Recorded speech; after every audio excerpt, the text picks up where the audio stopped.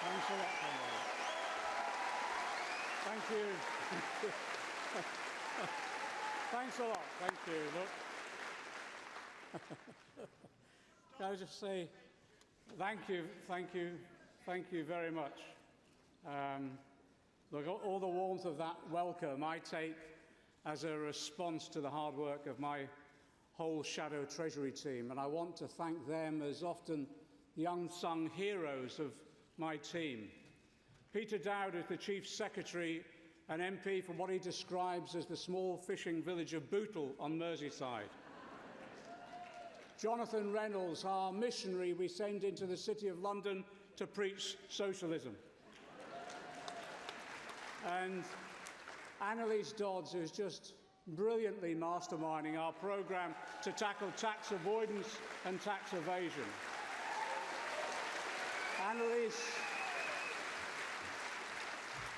Annalise has found that magic money tree in the Cayman Islands, and she's digging it up and bringing it here.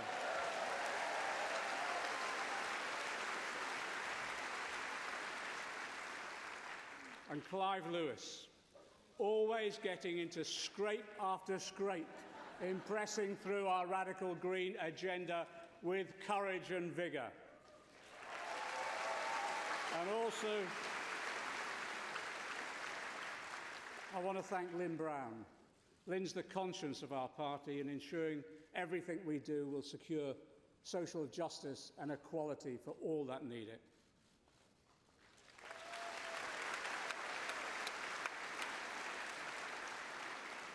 Finally, my parliamentary private secretary, Thelma Walker, she brings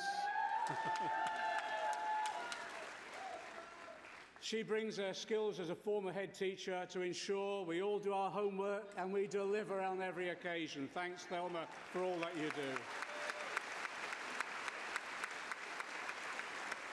I want to pay tribute to others as well. I want to pay tribute to the GMB workers who work for Asda, who are being threatened with the sack for Christmas if they don't sign up for the worst contract. Here they are. Solidarity.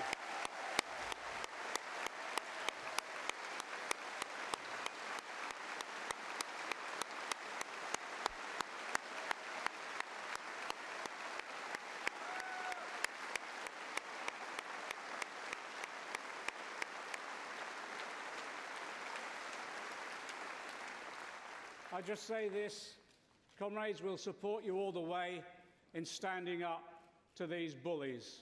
We'll support you all the way. And let me say to Dave Ward as well, I heard his speech earlier, Dave from the CWU. Look, as far as I'm concerned, the role of a Labour MP is, yes, to support in Parliament, but also on the picket line. So whether it's in Parliament or on the picket line, Dave, we will be with you in this campaign. I want to thank a friend of mine. He's a mate who almost accidentally became the leader of the Labour Party. And I just want to say this, he's given us our team 100% support. And what makes me so proud of him is that, no matter what the smears and personal attacks by the gutter press, he always responds and embodies the kinder, gentler politics he advocates. And I'm so proud of Jeremy Corbyn.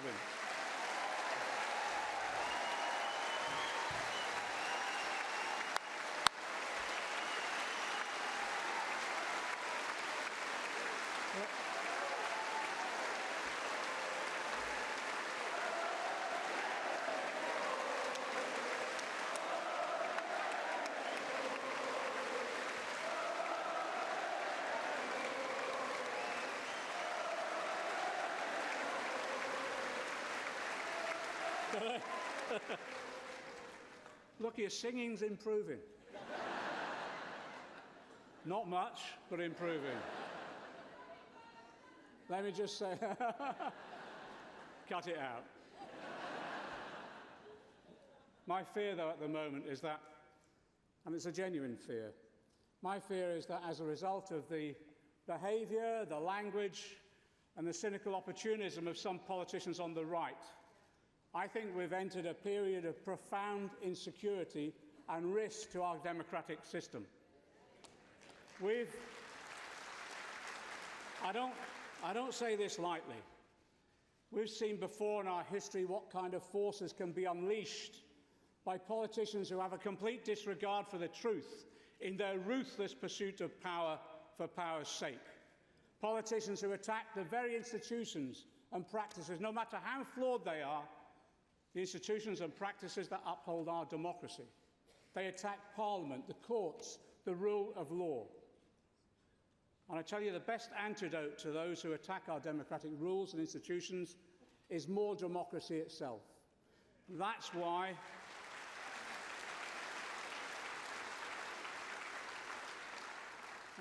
we're right. We're right in our aim to trust the people in having the final say on Brexit, a deal or remain. We are right to go back and trust the people.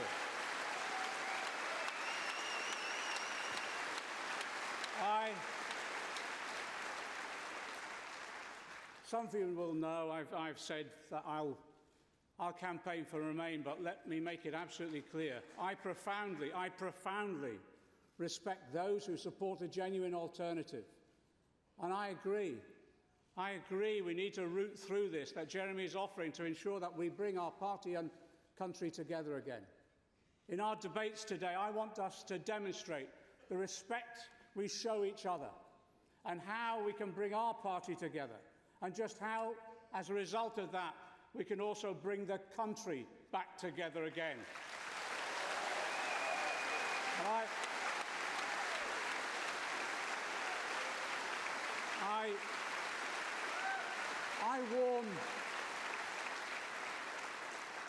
I warn those who would revoke Article 50 without a democratic mandate. Just ask yourselves what message that sends to our people. An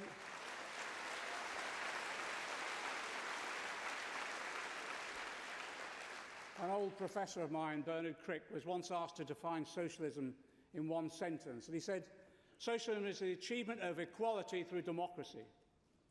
We can't say to people, Labour wants you to share in the running of your workplace, your community and your environment, but we don't trust you to have the final say over Brexit.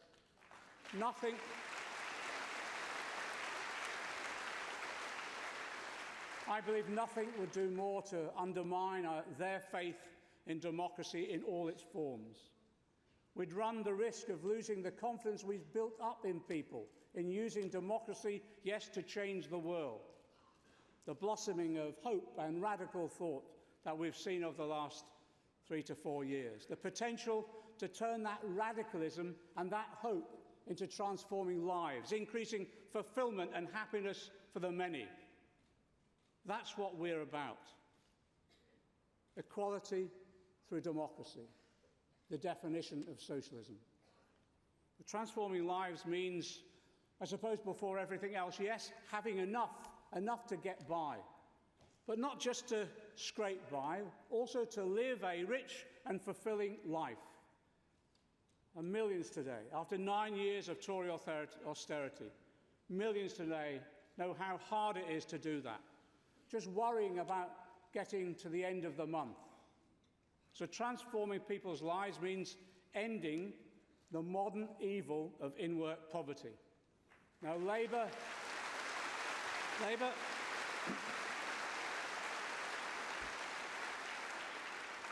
has traditionally been committed to full employment. We've always believed that getting a job should mean you're lifted out of poverty. You lift yourself out of poverty. But under the Tories, the link between work and escaping poverty has been broken. So I commit today that within the first term of office, Labour will end in-work poverty in this country. End it. End it.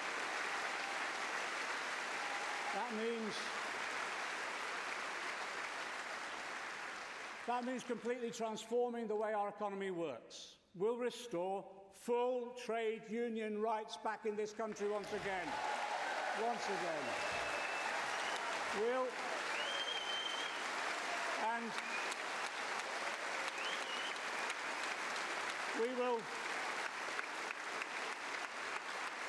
And we'll fulfill the promise of our late leader that those workplace rights will apply from day one of employment. We'll roll out collective bargaining to enable workers to get their fair share of what they produce. And yes, we'll bring in a real living wage of at least £10 an hour. We'll end the barbaric rollout of universal credit. We'll cap rents, and we'll build the 1 million new homes that our people need.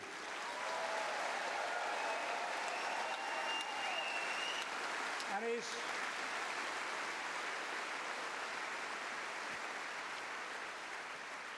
we want to build those 1 million new affordable homes so young people in particular aren't pouring away thousands of pounds from their wages to rip off landlords exploiting them as a result of the current housing shortage brought about by the Tories. And yes, work isn't just about wages. It's about freedom from drudgery, having dignity and respect and a voice in the workplace. What does that mean? It means a strong trade union movement and collective bargaining, but also in the new public services we're creating, it means management by workers and service using themselves rather than some remote bureaucrats in Whitehall. Self-management by workers. It also means, yes, a tenth of shares being owned by those workers themselves.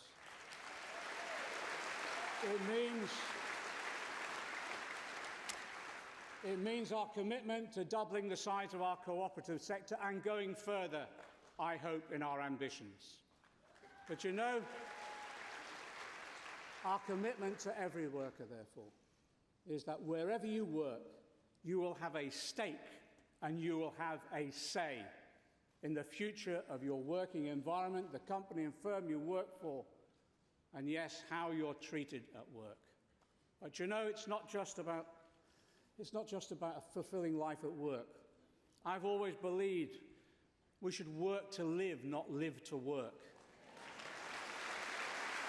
And so, look at the history of this. In the 1860s, people worked a 65-hour week.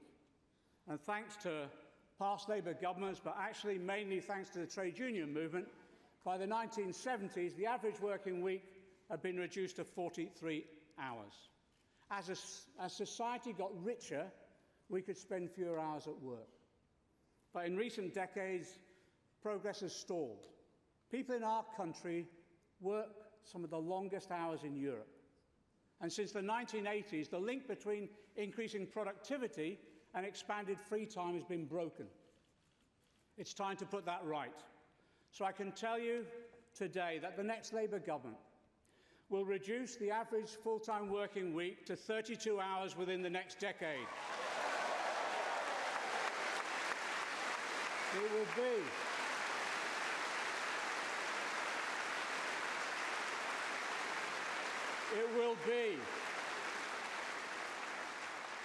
It will be a shorter working week with no loss of pay.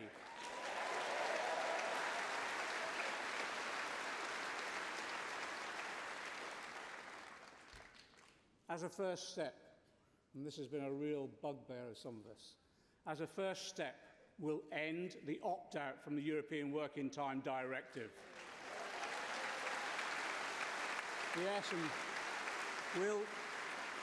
we'll roll out sectoral collective bargaining. We'll include negotiations over working hours within that. We'll require working hours to be included in legally binding sectoral agreements between employers and trade unions. This will allow the unions and employers to decide how best to reduce hours for their particular sector. And we'll set up a working time commission with the power to recommend to government on increasing statutory leave entitlements as quickly as possible without increasing unemployment. But while millions are exhausted from overwork, there are too many others who can't get the working hours they need. So let's make it clear, absolutely clear. We'll also ban zero-hour contracts to make sure every employee, we will make sure,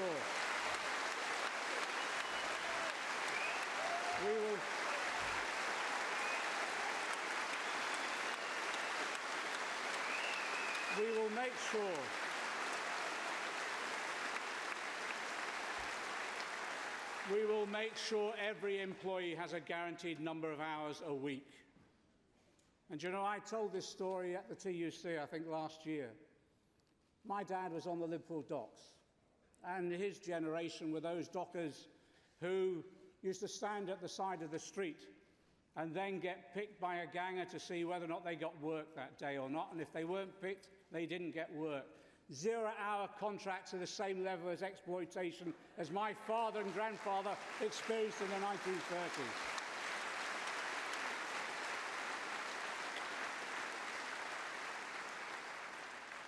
And you know, when people work those hours, our real living wage will make sure that people earn enough to live on.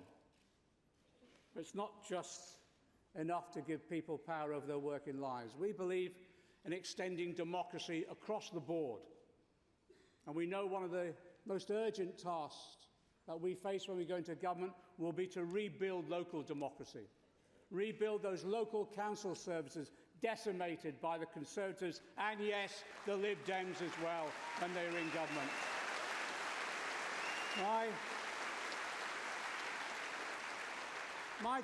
My generation inherited a treasure of public parks, libraries, swimming pools and leisure centres, free or affordable for all. But you know, in too many cases now they're gone. They've been privatised, or they've priced out the families they were built for. These public assets meant a better life for millions of us. And they were part of the welfare state that our movement, our Labour governments fought for and built, providing free at the point of use the things that made life worth living.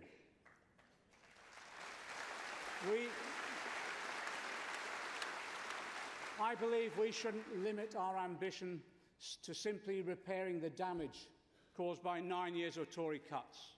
We've got to go further. Got to go further. So today I'm launching a document on universal basic services. It lays out our belief. It lays out our belief that everyone has a right to a good life, that the state has a responsibility to make good on that right by providing public services free at the point of use.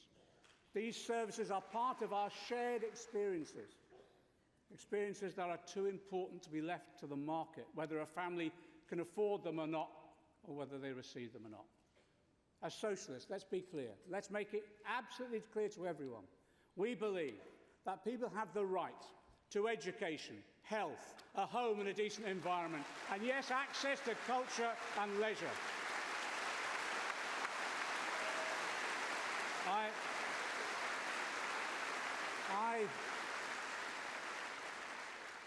I fervently believe the right to dignity in retirement is part of that right to health.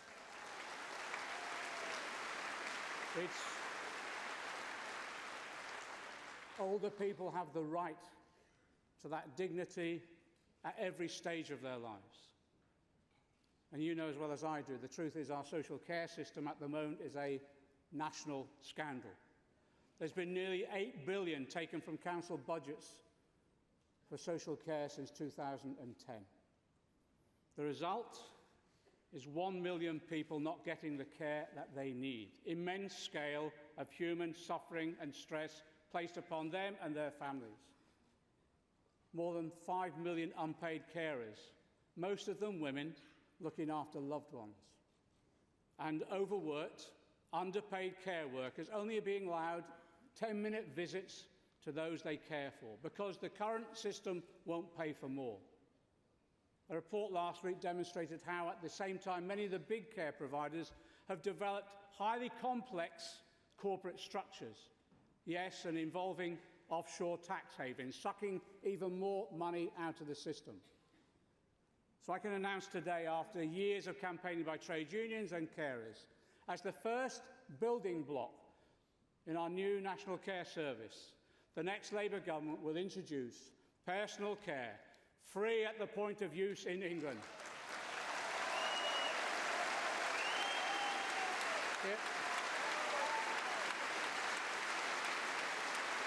It will be funded.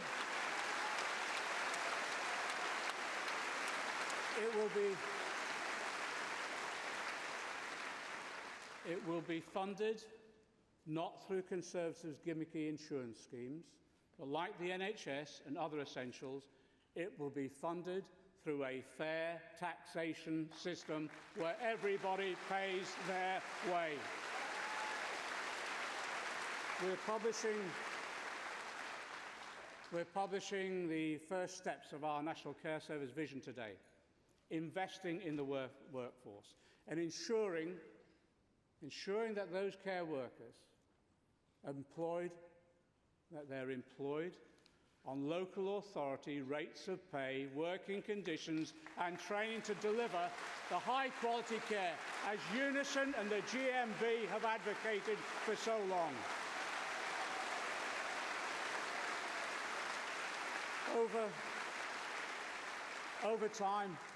Over time, we'll bring those services back into public ownership and democratic control. We'll ensure that local councils have the necessary resources after years of savage cuts, building up the capacity in local government for both care homes and domiciliary care, back under public democratic control. And as a start, we'll require all providers, public, private or charitable, to adhere to strict criteria on ethical standards. Because I believe, and I believe you share this belief, there's nothing more important than dignity in retirement for those who built our country and given younger generations the world we live in today. It is a debt of honour.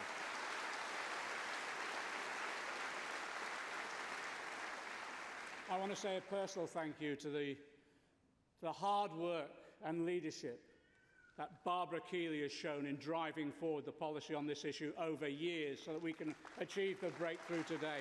Barbara Keeley.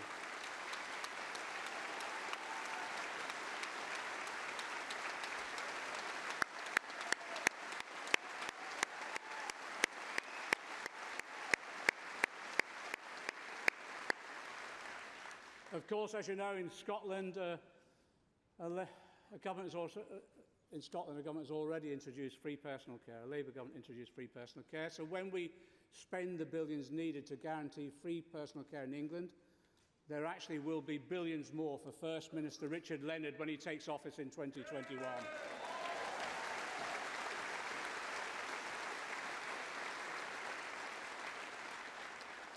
A Labour government making millions of lives better across the UK thanks to our transformative policies in Westminster, but also through the new resources for the Scottish and Welsh governments as we roll out our transformative policies. But you know, of all the universal rights that we hold dear, I suppose nothing is more important than the right to survival, the survival of our planet. I believe when historians write about 2019, the most important political event so far has not been the replacement of one useless Tory Prime Minister with another one. It's a consistent pattern.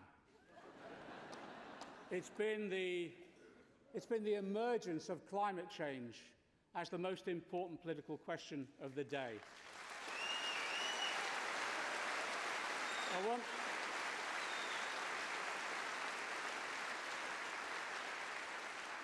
Nobody has done more in Parliament than my colleagues Sue Hayman and Rebecca Long-Bailey to pave the way for Parliament declaring a climate emergency this year.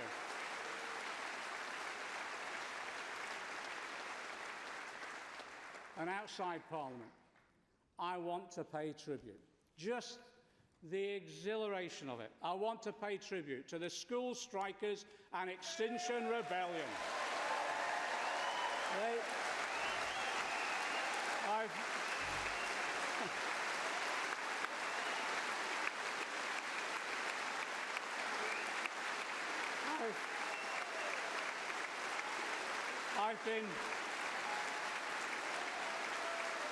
I've been so proud.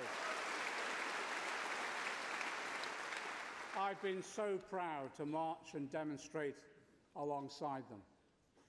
Despite the climatic conditions, they always seem to choose a day when it's raining.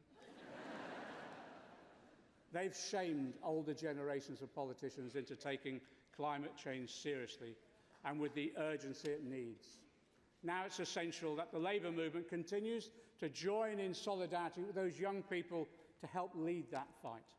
And for my part, I will make sure the Treasury puts in whatever resources are necessary to meet our climate change obligations. Whatever is necessary. We will have, as you know, we're setting up a sustainable investment board coordinating the Treasury, the Business Department and the Bank of England. £250 billion of green government investment in our National Transformation Fund. £250 billion more of lending through our National Investment Bank, delivered at grassroots by regional development banks and our new Post Bank. And let me make this clear as well, while the Labour government will need to take the lead, yes, with state investment, we'll make whatever forms are necessary to ensure the finance sector isn't pushing the other way by investing in carbon-intensive sectors for the future. That means billions more raised through green bonds and support for a European Green New Deal programme so that we can bring forward significantly that 2050 date.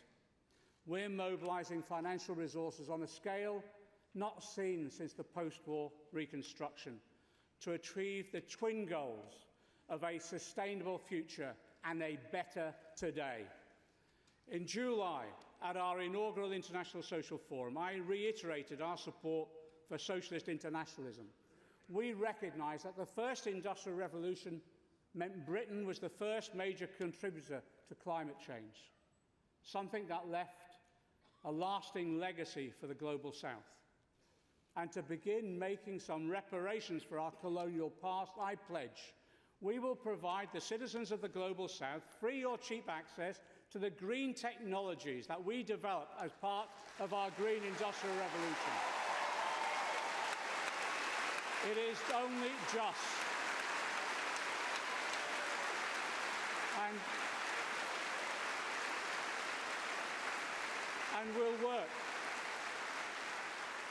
And we'll work with other countries and social movements across the globe to reform the major international bodies, to enable them to coordinate the global response to climate change. There's an old trade union saying, the cause of Labour is the hope of the world. Here in Britain, it's the Labour Party that's carrying that hope into this century. The hope of a world where the riches of our planet are shared. The hope of the world with the chance for everyone to realise their full potential. And we know, look, we know we won't build that world overnight, and let nobody tell you it will be easy or that it won't face enormous resistance.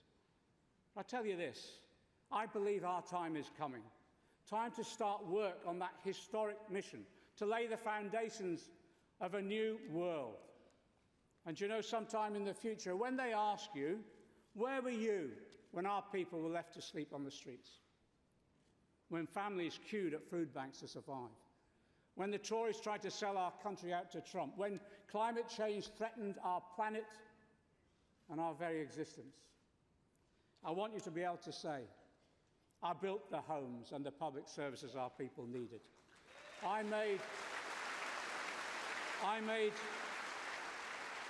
want you to be able to say, I made sure everyone was fed and cared for, with nobody forced to endure poverty. I want you to be able to say, I saved the planet by tackling climate change. I helped lay the foundations of that new society, foundations so deeply rooted that no Tory in the future can ever break them up. And when they